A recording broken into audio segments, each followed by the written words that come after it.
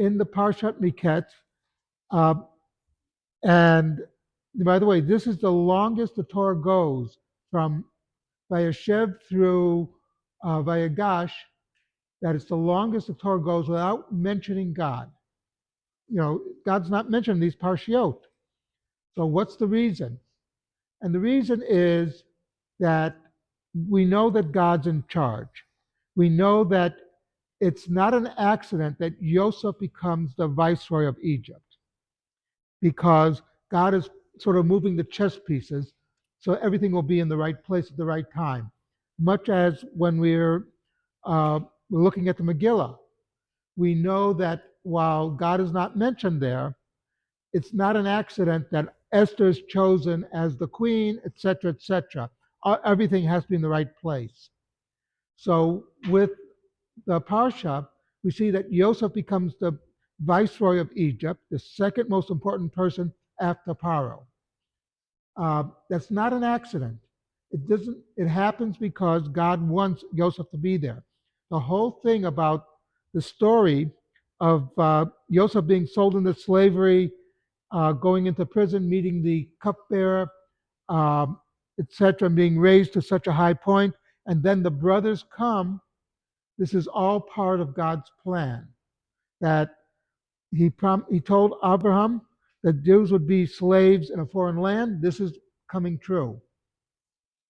And when the brothers come, they don't recognize Joseph because Joseph is a mature man right now. Remember, he was 17 years old when they sold him into slavery.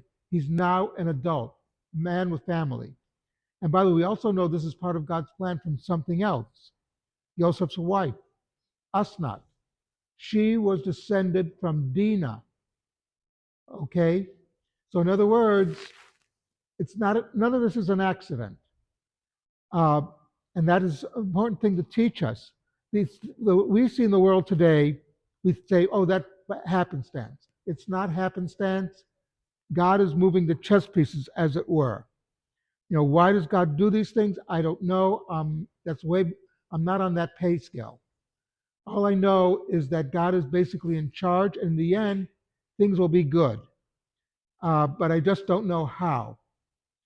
But one thing that we always have to remember as Jews, that Yosef wants to see that his brothers will no longer will do what they did to him to Benjamin. A very interesting thing to note. On October 7th of 23, as we know, there was the vicious attack on the Jews. All the places that were attacked, literally, were not only secular, but to the left. The kibbutzim, etc.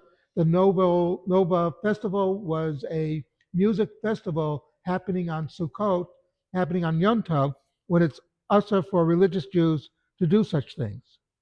So the hostages were basically secular people and left-wing.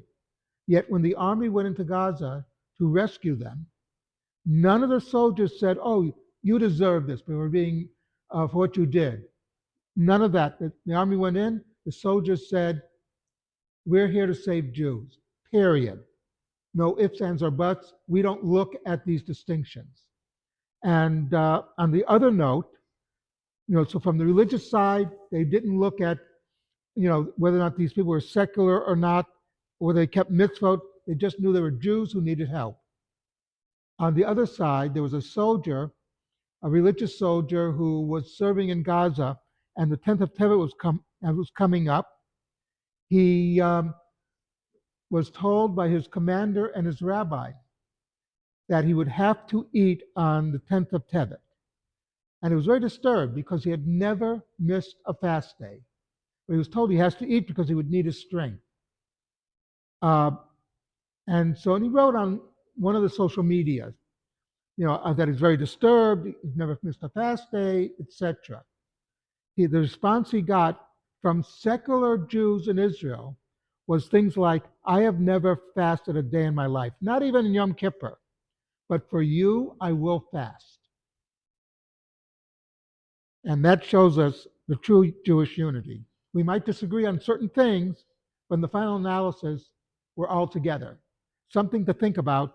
Kaddish Torah.